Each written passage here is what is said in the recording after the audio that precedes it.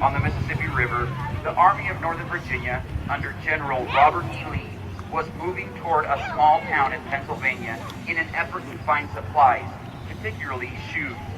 Get ready for what is probably the best-known battle of the war, the Battle of Gettysburg.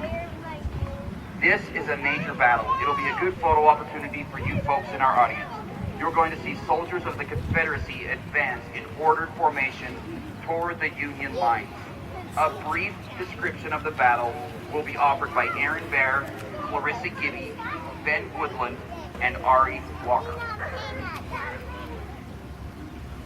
The Battle of Gettysburg. Pickett charged during the Battle of Gettysburg, July 1863. The Union Army met Lee's army near the town of Gettysburg, Pennsylvania. The greatest battle of the war was fought there on the first 3 days of July 1863. Lee was forced into the battle before he was quite ready. Judge Stuart and the cavalry had taken off to ride around the Union Army. The ride took much longer than they had planned. The eyes of Lee had not yet arrived when the battle started. Lee did not have the information he needed about the position of Union troops. The high point of the fighting came the afternoon of July 3rd. That morning all had been quiet. The main line of the Union Army lay behind a stone wall on a ridge. Across a large field were the Confederates. At 1 o'clock, Confederate guns began firing, all their firepower directed to the ridge. The great ceaseless roar of guns lasted 2 hours. Men and horses lay dead. Guns, carriages, and wagons were destroyed. Then an ocean of armed men started toward the Union line on the ridge. Marching shoulder to shoulder, 15,000 Confederate troops in a line half-mile wide moved steadily. This moving walk of Confederate soldiers led by General George Pickett is called Pickett's Charge. Here they come, shouted the Union soldiers, guns ready. Pickett's men reached the wall but were stopped by the murderous fire of Union guns. Pickett's charge had failed. The Confederate troops had taken nearly half their number dead and wounded. He had to order a retreat. The charge was a bloodbath. The Confederate casualty rate was over 50%. That is, total losses during this single attack were estimated to be between 6,000 and 8,000, of which at least 1,123 Confederates were killed on the battlefield, 4,019 were wounded, and a good number of the injured were also captured. Union reports indicated that some 3,750 Confederate soldiers were captured. General Pickett will be played by London Miller, and General Longstreet will be played by Lucy Lyons. Troops, line up for Pickett's charge. General Pickett was ordered by Robert E. Lee to fight in rigid formation. General Longstreet, may I send my troops out? Yes, General Pickett, take them out. Yes, sir. And start! As the Confederates regrouped, the Union soldiers were able to resupply their lines.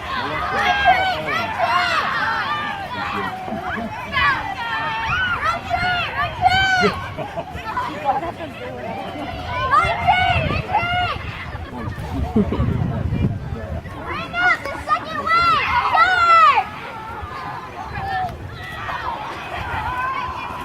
Charge!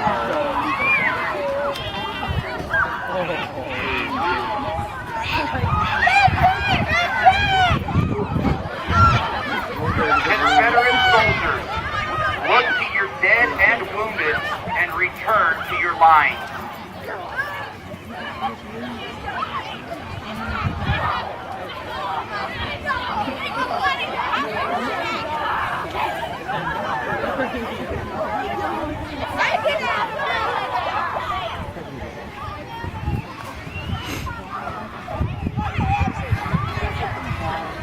Now, the students will return to the field carrying tombstones. They represent the cemetery at Gettysburg.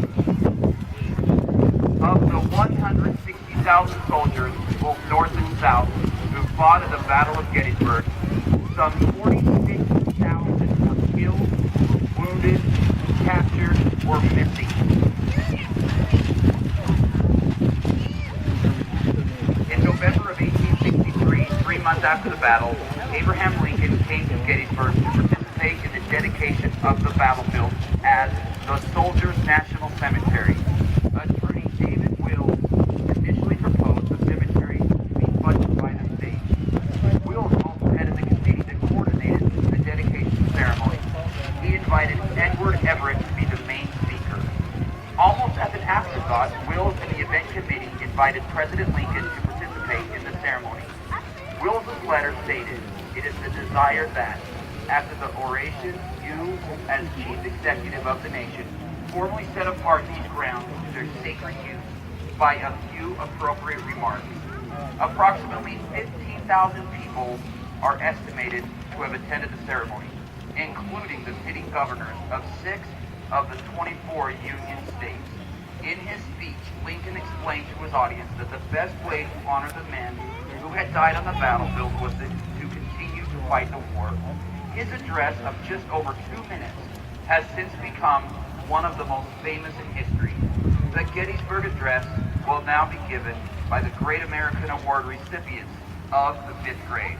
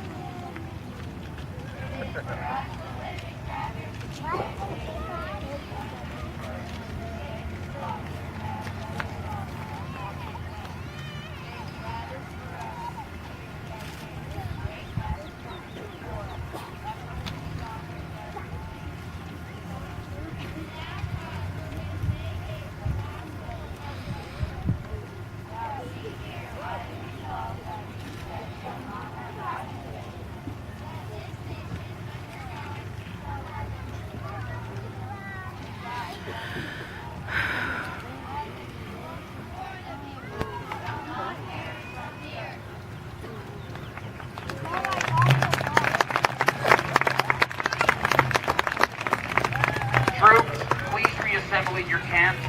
Next, we are going to reenact the surrender of Lee's army